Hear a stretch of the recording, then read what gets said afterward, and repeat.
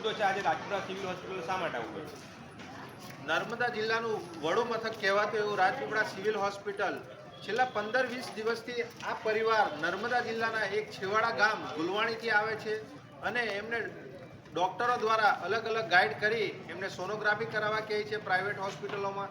ત્યાં જાય છે તો પ્રાઇવેટ હોસ્પિટલોમાં 3,000 થી 4,000 રૂપિયા એ લોકોને ટેબ્લેટ અને સાથે સોનોગ્રાફીના એ લોકો પાસે લેવામાં આવે છે. અને જ્યારે અહીંયા ગાડી ફરી સિવિલ હોસ્પિટલમાં આ પરિવાર આવે છે તો એમને એડમિટ કરવા કહે છે, એમને ઓપરેશન કરવા કહે છે. આજે છેલ્લા 3-4 દિવસથી એ ફરીથી આવ્યા પણ તેમ છતાં પણ આ લોકોને યોગ્ય ન્યાય ન મળતા એ લોકોએ અમને જાણ કરી અને અમે અહીંયા ગાડી સ્થળ પર આવ્યા અને ત્યાં ગાડી ડૉક્ટર સાહેબ અને જે આરએમઓ સાહેબ છે એમને પૂછવામાં આવ્યું કે આ પરિવારને કેમ તમે વારંવાર હેરાન કરો છો. જ્યારે જે ડ્યુટી બદલાઈ જાય છે અને ડૉક્ટર સાહેબ બીજા આવે છે એ કહે છે કે આ પેશન્ટને ઓપરેશન કરવાનું આવશે, બીજા ડૉક્ટર આવે છે એ કહે છે કે આમને ઓપરેશન કરવા જેવું છે નથી તો એમને ઓપરેશન નથી કરવું. તો વારંવાર આવા જે ગરીબ પરિવારો છે એ લોકો કંઈ ને કંઈક રીતે આ લોકો હેરાન થાય છે અને એમને યોગ્ય માર્ગદર્શન આપવામાં નથી આવતું. આજે ઘણી બધી અહીંયા હોસ્પિટલો એવી છે કે આ સિવિલ હોસ્પિટલોએ એ લોકો જોડે MOU કરેલું છે. તો આ પરિવારો જે છે ગરીબ એ લોકો જ્યારે પ્રાઇવેટ હોસ્પિટલોમાં એ સિટી સ્કેન કરવા જાય અથવા તો સોનોગ્રાફી કરવા જાય તો ત્યાં ગાડી એ હોસ્પિટલોમાં પૈસા લેવામાં આવે છે પ્રાઇવેટ હોસ્પિટલોમાં. અહીંયા ગાડી આપણા રાજપીપળા જે સિવિલ હોસ્પિટલ છે ત્યાં ગાડી નથી આપણે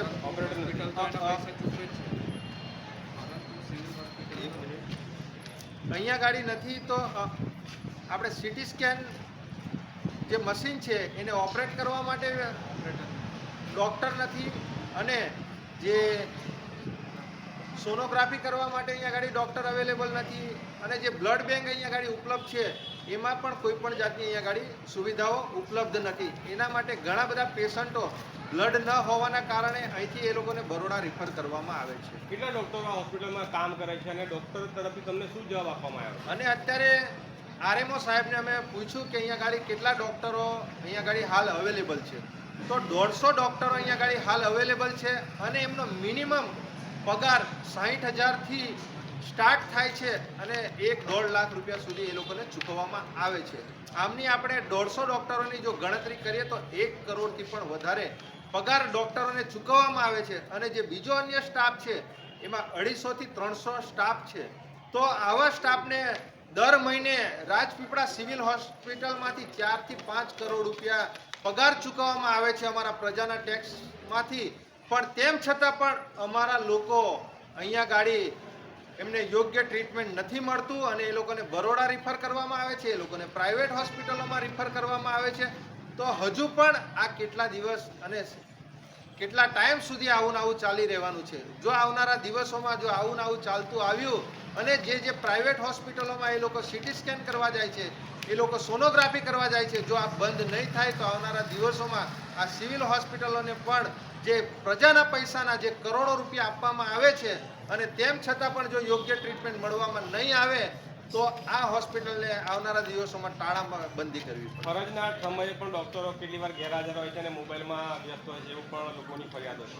અમે ઘણી બધી વાર નાના મોટા પ્રશ્નો અહીંયા ગાડી પેશન્ટોના લઈને આવીએ છીએ. પેશન્ટોની રજૂઆતો હોય છે કે અમે જ્યારે ડૉક્ટર સાહેબશ્રીને બતાવીએ છીએ તો ડૉક્ટર સાહેબો એમના મોબાઈલમાં વ્યસ્ત રહે છે અને ડૉક્ટરો પાસે કોઈ એવો ડ્રેસ કોડ કે કોઈ એવો સિમ્બોલ નથી હોતો કે આ પેશન્ટો એમને ઓળખી શકે કે આ ડૉક્ટર છે.